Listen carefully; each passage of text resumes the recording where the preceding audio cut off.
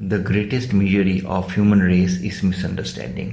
इंसानों के ज़िंदगी में सबसे बड़ा जो मिजरी है वो मिसअंडरस्टैंडिंग है, एक दूसरे को समझ ना पाना। ऐसा क्यों होता है, कभी आपने सोचा है? मगर इसके कारण, इस मिसअंडरस्टैंडिंग के कारण एक दूसरे से रिलेशनशिप ब्रेक हो जाता है, दोस्त दोस्त नहीं रहता, एनिमी बन जाता है, फादर सन में रिलेशनशिप टूट जाता है, मदर डॉटर में रिलेशनशिप टूट जाता है, लोग एनिमी बन जाते हैं, एक दूसरे से बात करना बंद कर देते हैं। It is due to this misunderstanding only.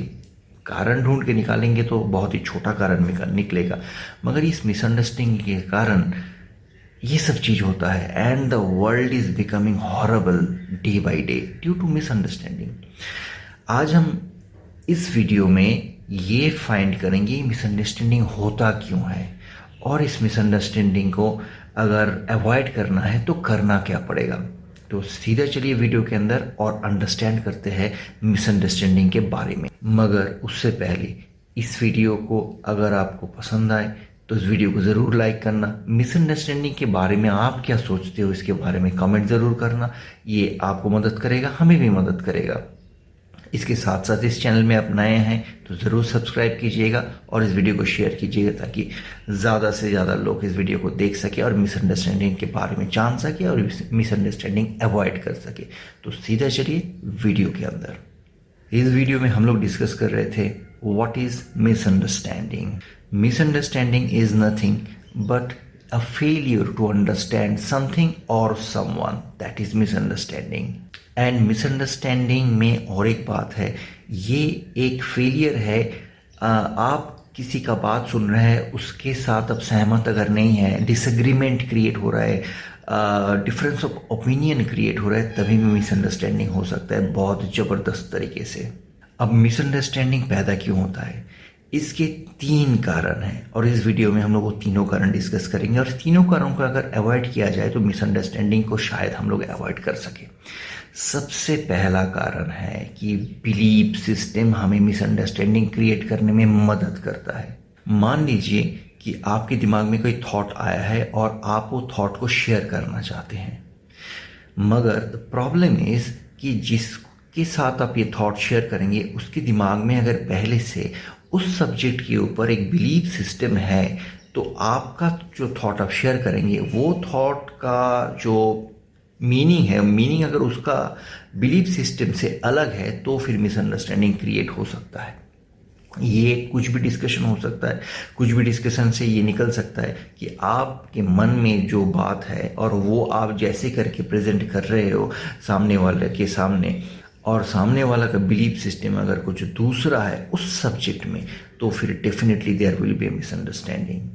अब सवाल ये आता है कि बिलीफ सिस्टम कैसे पैदा होता है। Belief system is nothing but impressions different of different things.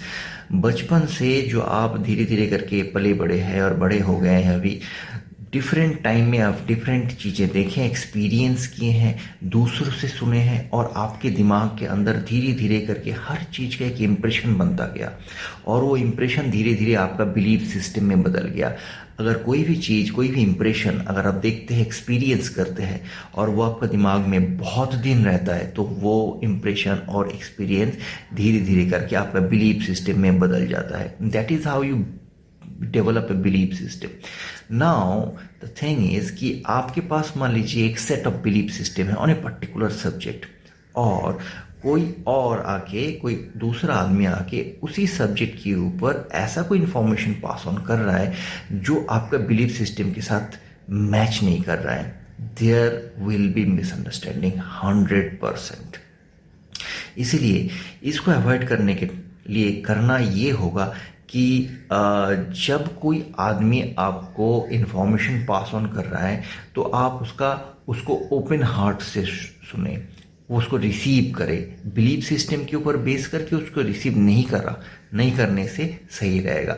अगर आप उसको ओपनली रिसीव करेंगे तो फिर there will be a chances that you can understand what he is saying. सामने वाला बोल क्या रहा है आपको समझ में आएगा।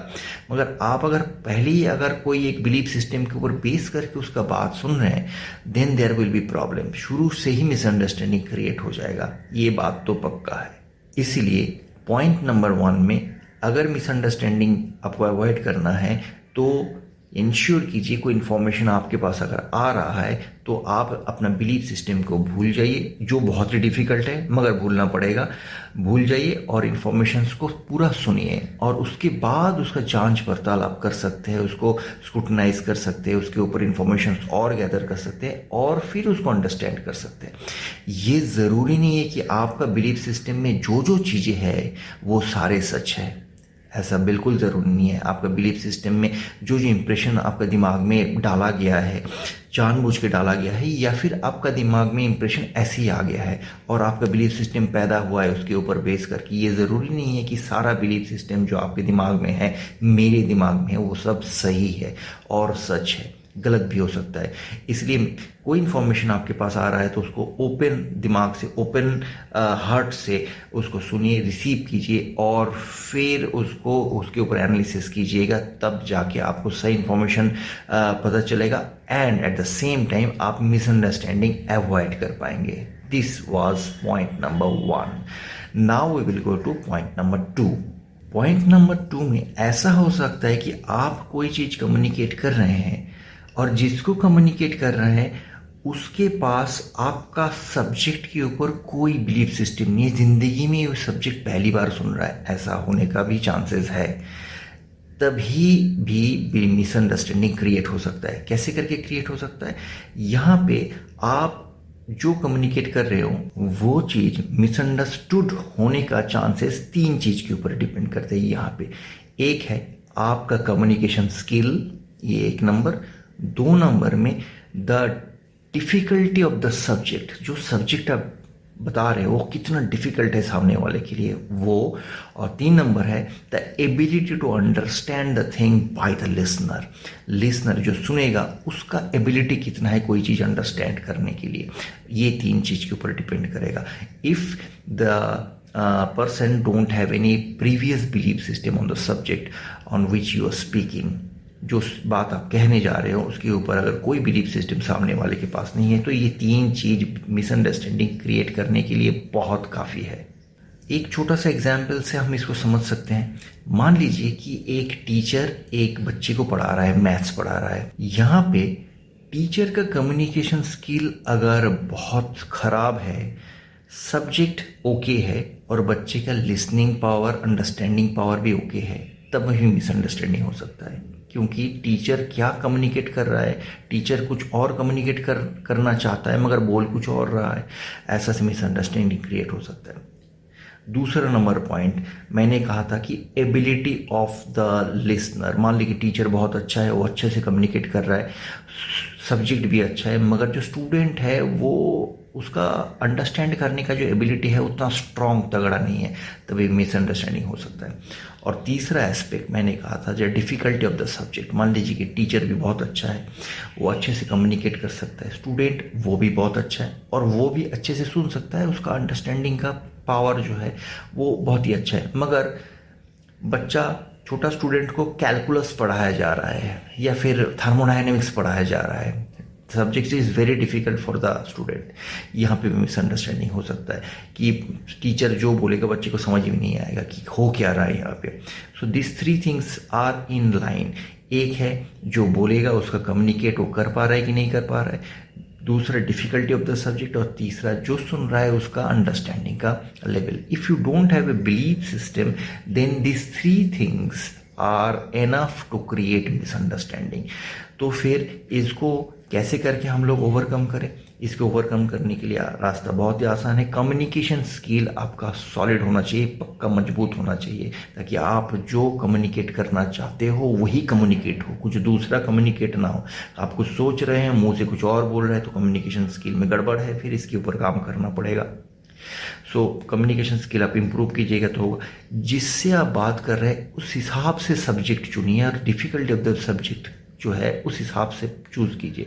जिससे आप बात कर रहे हो उसे उसका स्टैंडर्ड आपको पता होगा, उसका mental standard, ability of to understanding power आपको पता होगा और उस हिसाब से सब्जेक्ट चूज करेंगे तो मिसअंडरस्टैंडिंग होने का चांसेस बहुत कम है। और जो सामने वाला जो सुन रहा है उसका ability to understand a thing is also very important ये ability to understand a thing के ऊपर डिपेंड करता है कि मिसअंडरस्टैंडिंग होगा या नहीं होगा। And the third point, the most important point misunderstanding create होने के लिए, वो है लिसनिंग स्किल। लिसनिंग स्किल अगर आपका मजबूत नहीं है, सॉलिड नहीं है, तो फिर मिसअंडरस्टैंडिंग होगा और हर बार होगा। दो कान हैं आपके पास, एक मुंह है, तो आप बात कम करेंगे, सुनेंगे ज़्यादा। डेफिनेटली भगवान ऐसे ही बनाया, डिज़ाइन, भगवान का डिज़ाइन ऐसा ही है। मगर आप अगर इसका उल्टा कर दिए, कम सुने और ज़्यादा बोल दिए, तो फिर definitely there will be misunderstanding. क्योंकि सामने वाला जो बोल रहा है, पहला आपका काम ये है कि उसको सुनना, दोनों कान से इतना गहराई से सुनना कि वो दो जो वर्ड बोल रहा है ना, दोनों वर्ड के बीच का गैप भी आपको सुनाई देना चाहिए। अगर उसका दोनों वर्ड्स के बीच का गैप भी आपको सुनाई नहीं दिया, वो जो गैप, जो साइलेंस, वो साइलेंस भी आपको सुनाई नहीं दिया, then you are not listening properly. इसलिए दोनों कान से सुनिए, प्रॉपरली सुनिए, अंडरस्टैंड करने का कोशिश कीजिए, और फिर ऐसा अगर करेंगे तो फिर मिसअंडरस्टैंडिंग होने का कोई चांसेस नहीं है। तो इसी तरीके से ये जो 3 पॉइंट्स मैंने बताया है, इस 3 पॉइंट्स के ऊपर अगर आप काम करेंगे तो फिर मिसअंडरस्टैंडिंग ज़रूर आपका ज़िंदगी के से चला जाएगा। और आप यकीन मानिए, मिसअंडरस्टैंडिंग अगर आपका ज़िंदगी से चला गया तो रिलेशंस ख़राब नहीं होंगे, ये यकीन मान के रखिए। इस वीडियो में इतना ही था। इस वीडियो अगर आपको पसंद आया होगा तो डेफिनेटली, मैंने जैसे शुरू में कहा था, इसको लाइक कीजिएगा। आप मिसअंडरस्टैंडिंग के बारे में क्या सोचते हो, उसके ऊपर कमेंट ज़रूर कीजिएगा। चैनल में नए हैं तो सब्सक्राइब कीजिएगा और इस वीडियो को शेयर कीजिएगा। सब्सक्राइब करने से मज़ा ये है कि ऐसे इंटरेस्टिंग टॉपिक वाला वीडियो आपको बार बार देखने को मिलेगा। जल्दी वापस आएंगे नया बहुत इंटरेस्टिंग वीडियो के साथ। Till then, good bye.